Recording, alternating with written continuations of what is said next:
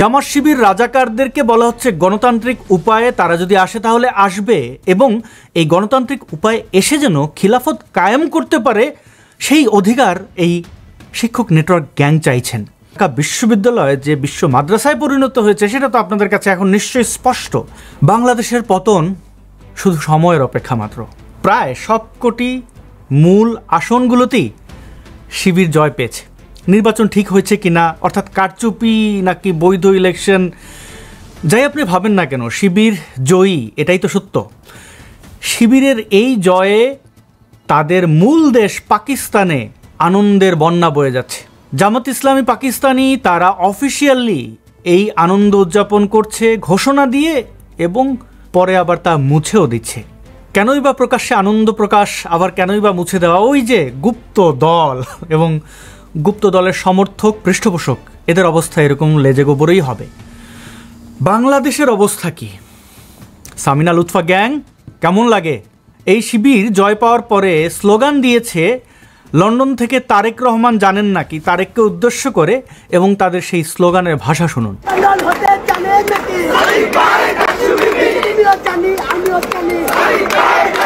এদের শিক্ষার লেভেল দেখুন। বলছে তুমিও জানি আমিও জানি। আর বেটা তুমিও জানি হবে না, তুমিও জানো হবে।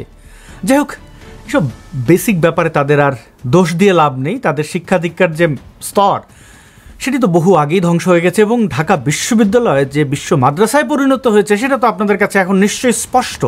তো এই ঢাকা বিশ্ববিদ্যালয়কে যারা বিশ্ব মাদ্রাসায় রূপান্তর করেছে তাদেরকে একটু চিনে রাখবেন না?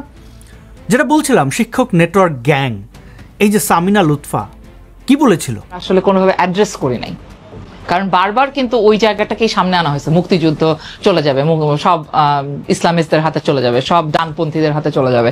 এই যে ধরেন এই যে আশঙ্কার জায়গা তাদের জন্য, সেই আশঙ্কার জায়গা কিন্তু আপনারা আমার জন্য সত্যি।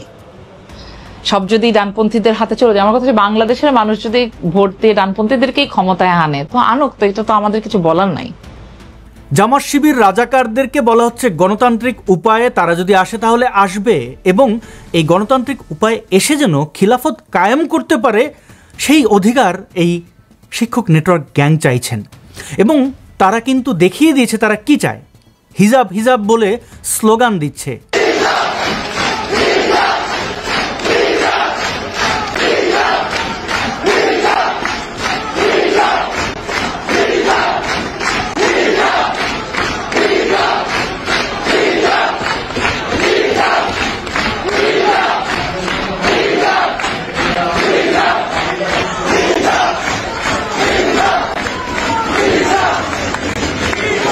ভুল ভাববেন না, সিনেট ভবনে এই যে স্লোগান ছেলেপেলেরা দিয়েছে, এরা কিন্তু নিজেদের জন্য হিজাব চাইছে না, এরা চাইছে নারীদেরকে বস্তাবন্দি করতে। যদিও এই ঢাকা বিশ্ব মাদ্রাসায় অনেক বস্তাবন্দিরা অনুপ্রবেশ ঘটিয়েছে বা দখলে নিয়ে ফেলেছে, তারপরও তারা চাইছে যারা বোরকা হিজাব ছাড়া অর্থাৎ বস্তাবন্দি হয়ে যাননি তাদেরকে বস্তাবন্দি করতে হবে। প্রথম তাদের এই স্লোগান অর্থাৎ তাদের চাওয়া।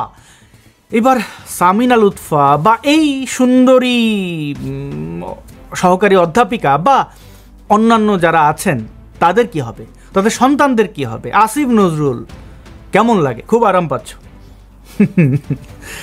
বাংলাদেশের পতন শুধু সময়ের অপেক্ষা মাত্র।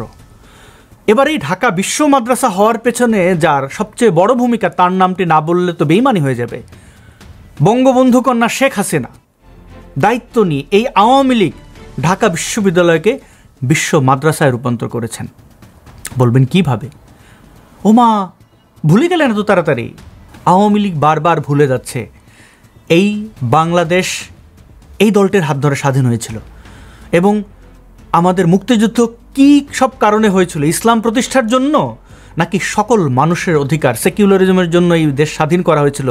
কি স্লোগান ছিল মুক্তিযুদ্ধের? সেসব আওয়ামী লীগ ভুলে যায় এবং তারা বারবার ধরা খায় এবং তারা ধরা খাওয়ার সাথে সাথে বাংলাদেশের মানুষও ধরা খায়, কারণ তারা মুক্তিযুদ্ধের সাথে গাদ্দারি করে, প্রতারণা করে। এই সেই জামাত শিবির যারা কিনা বেগম রোকেয়া হল থেকে অনেক বেশি ভোট পেয়েছে, নারীদেরকে তারা ম্যানিপুলেট করতে পেরেছে। এবং এই সেই রোকেয়া হল যেখানে বেগম রোকেয়া সাখাওয়াত হোসেনকে মাগি লিখে তারা জানান দিয়েছিল তাদের চরিত্র। কেনই নারীরা বন্দী হয়ে থাকতে চাইছে, কেনই নারীরাই দাসী বাদীর কাতারে চলে যেতে চাইছে, এর উত্তর তারাই ভালো দিতে পারবে। নিজেরা যদি নিজ দায়িত্বে ভিকটিম হতে চায় তাহলে কে তাদেরকে রক্ষা করবে? এবার চলুন আমরা একটু জামাত শিবিরের কেন্দ্রীয় নেতাদের দ্বিচারিতা দেখি। এদের রন্ধ্রে রন্ধ্রে যে হিপোক্রেসি সেটি তারা তাদের নিজের মুখেই স্বীকার করছে, নিজের মুখেই দেওয়া বক্তব্য থেকে প্রমাণ দিচ্ছে। জিএস নির্বাচন করব, একটু আমার জন্য দোয়া করবা আর আমার একটু ভোট দিবা। আচ্ছা মাথা জাগাও, জাগাইলাম। এখন কি করবো? তাকাও আমার দিকে। আপা এটা তো আমাদের শিবির থেকে নিষেধ করা আছে, এটা তো শিবির থেকে আমাদের নিষেধ করা আছে, এটা যদি কেউ দেখে তাহলে আমার সাথী পথ থাকবে না। তাই নাকি? এটা তোমাদের বলা আছে? আমি বললাম জি আপা এটা বলা আছে। তাহলে ভোট নেবে কি করে? আমি বললাম এই যে ভোট চাইতেছি আপনাকে, শরীয়তের সীমা যেন লঙ্ঘন না হয়, কারণ এটা তো শুধু শিবিরের নির্দেশ না, এটা আল্লাহ আল্লাহ রসুলের নির্দেশ। একবার কারো দিকে আমাদের বোনদের, আমাদের মায়েদের, এরকম যারা কন্যা সন্তান তাদের দিকে যারা শরীয়তের দৃষ্টিতে তার জন্য জায়েজ নেই, একবার তাকালে আল্লাহ মাফ করবেন, দ্বিতীয়বার তাকানোটা মাফ করবেন না। শুধু বলা হয় যে ওই যে তাকানোটা শফিকুল ইসলাম মাসুদের না, তাকানোটা ইবলিসের। কার? আচ্ছা এটা জামাতের কথা, যে শিবিরের কথা, কার কথা? প্রিয় নবী মুহাম্মদুর। হ্যাঁ, এটাই ওদের আসল চরিত্র। এরা মুখে এক কথা বলবে, ভেতরে অন্য কিছু লালন করবে, এবং এদের এই দ্বিচারী অবস্থান নিয়েই বাংলাদেশ আফগানিস্তান হবে। আপনাদের নিশ্চয়ই মনে আছে মুক্তার আহমেদের মতো এই বদমাশ মোল্লারা সারা বাংলাদেশে আওয়ামী লীগের আমলে দাপড়ে বেরিয়েছে, ফতোয়া দিয়ে বেরিয়েছে। আওয়ামী লীগ এদের পৃষ্ঠপোষকতা করেছে। সারা বাংলাদেশের বিশ্ববিদ্যালয়গুলো বিশ্ব মাদ্রাসায় পরিণত হয়েছে এই আওয়ামী লীগের আমলে। মিজানুর রহমান আজহারের মতো মোল্লারা আওয়ামী লীগের এমপি মন্ত্রীদের আমন্ত্রণে মাচা বানিয়ে ওয়াজ মাহফিল করেছিল, ভুলে যাননি তো? এখন তাদের আসল চেহারা দেখতে পাচ্ছেন তো? সেই রাশমিকা মান্দানা মোল্লাদের মতো, কাজী ইব্রাহিমদের মতো মোল্লারা আওয়ামী লীগের বন্দনা করত, অপরদিকে জামাত ইসলামীর যে চরিত্র সেগুলো মানুষের মধ্যে ছড়িয়ে দিয়েছে।